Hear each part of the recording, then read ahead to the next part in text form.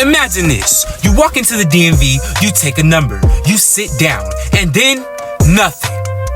Hours go by, and it feels like the people at the counter are moving in slow motion. You check the screen. You're number 87, and they're only on 12. You're watching people get caught ahead of you, wondering, who did they bribe? They must know somebody. Meanwhile, you're sitting there like, God, do I even exist?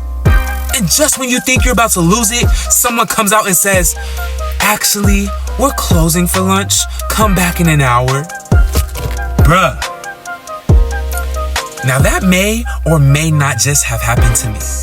But tell me that isn't how waiting on God feels like sometimes. You're sitting there watching other people get their breakthroughs while it seems like your life is on hold.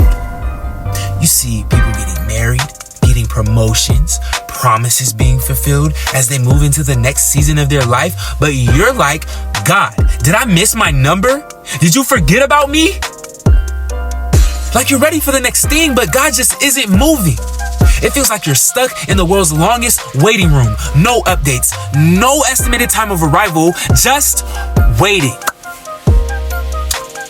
If we're being honest, that's where a lot of us get stuck, thinking waiting is wasted time.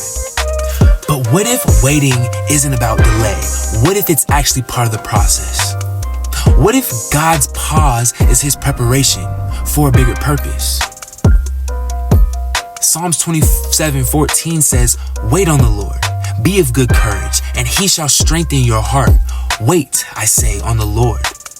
That verse isn't just saying sit tight. It's saying waiting takes courage, because in the waiting, our faith gets tested. Do we really trust God's timing, or do we only trust him when he moves on our schedule? And then there's Habakkuk 2:3. For the vision is yet for an appointed time, but at the end it will speak and it will not lie. Though it tarries, wait for it, because it will surely come. It will not tarry. That verse tells us something powerful. God is never late. What he promised will come at the exact right time. But it also tells us something even deeper. Sometimes it has to tarry. Sometimes what we're waiting for isn't just about the destination. It's about what God is doing in us along the way. And maybe even the people connected to us. For instance, this week is Purim, the celebration of how God delivered the Jewish people through Esther, Queen Esther. But what we don't talk about enough is the waiting Esther had to endure before the breakthrough.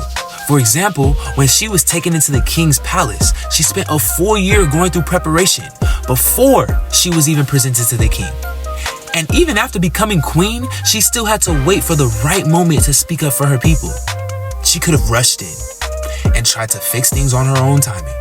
But instead, she waited on God's strategy. And that's what led to victory. What if she had acted too soon? What if she tried to fix it her own way? The entire story could have been different. But because she waited with wisdom, she was in the right position at the exact moment God needed her. So let me ask you, are you waiting in frustration? Or are you waiting with wisdom? Are you fighting the process, or are you letting God prepare you for the right moment? Think about all the people in the Bible who had to wait. Joseph waited 13 years in slavery and prison before stepping into his destiny. Moses waited 40 years in the wilderness before leading Israel. David was anointed king, but he waited over a decade before he actually ruled. Even Jesus waited 30 years before stepping into his public ministry. Now, if waiting was a part of their journey, why would we be any different? But here's the difference between waiting with God and waiting without him. One builds you up, the other breaks you. Waiting without God leads to frustration, doubt, and even sometimes compromise. You start forcing things instead of trusting his timing. But waiting with God, that's where your strength gets built. That's where character gets refined. That's where trust gets tested. And when the time finally comes, you're not just ready for the blessing. You're ready to steward it well. And that, my friends, is one of the major keys in the kingdom of God. Stewardship. So here's my challenge. What if instead of fighting the wait, you embraced it? What if you asked, God, what are you building in me during this season? Instead of, God, when will this be over? Because here's the truth. God's Kairos timing is perfect, even when it's uncomfortable. What he's preparing for you is worth the wait. You gotta trust me on that. So instead of stressing about the delay, lean in. Trust that he's moving even when you don't see it. And the next time you feel stuck in the waiting room, remember, God doesn't waste time. He redeems it.